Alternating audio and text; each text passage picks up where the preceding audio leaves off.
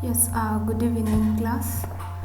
Yeah, so today we are going to look at lecture 2 of our cost accounting module. So, in lecture 2, we are going to look at cost concepts and classification. So, first of all, let's look at cost concepts. So, cost concepts are fundamentals building blocks of cost accounting. So these are the fundamentals block of cost accounting. So defining different aspects of how. So in these blocks, they define different aspects of how costs are incurred, measured, and analyzed. They provide a framework for understanding and interpreting cost information. So let's look at some of the examples that we are going to look at.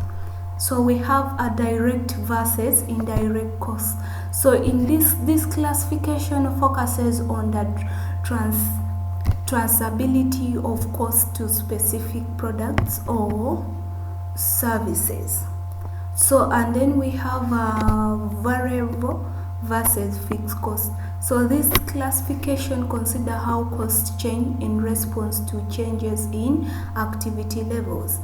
So we have sink cost versus relevant cost.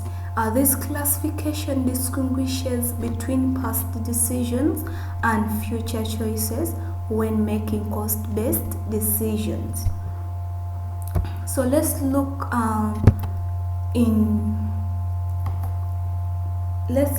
detail of our cost of direct cost. So demystifying costs and indirect costs.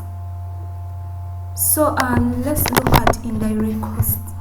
These are costs that can be easily and accurately traced to a specific product or service.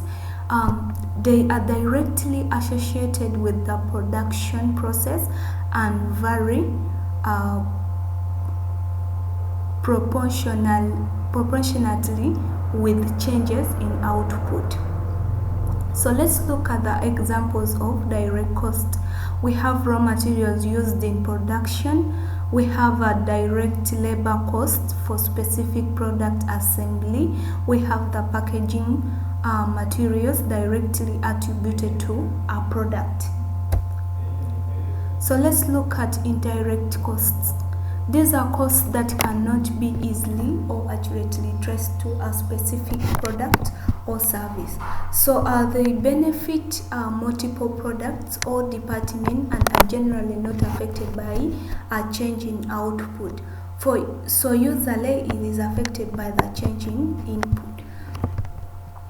So let's look at the examples of indirect cost. We have rent and utilities for the manufacturing facilities.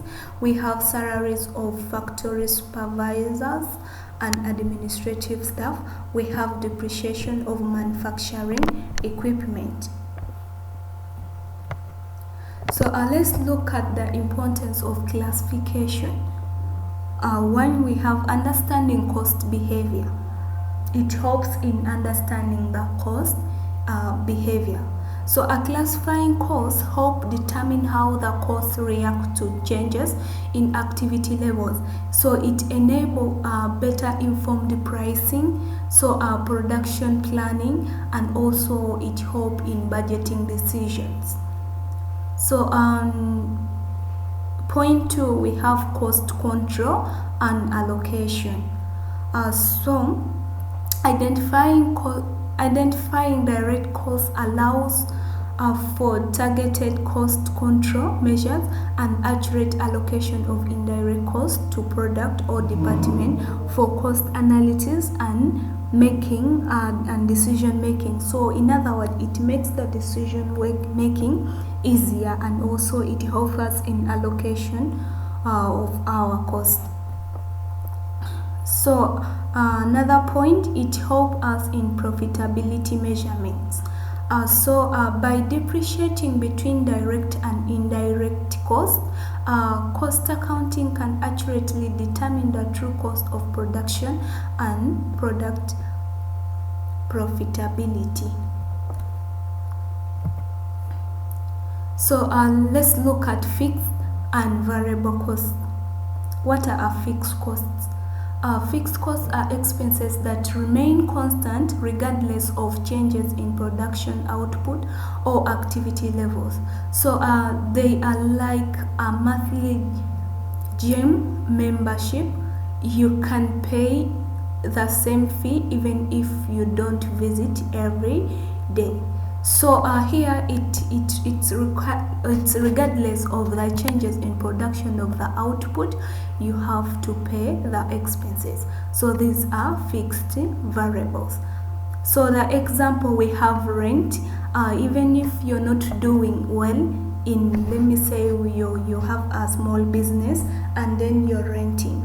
So even if your business is not generating properly the profits, still you have to pay rent because it is paid monthly. It doesn't look at how much you're getting, or maybe whether you have made loss or profit, you have to pay the rent. So rent, it is an example of fixed cost.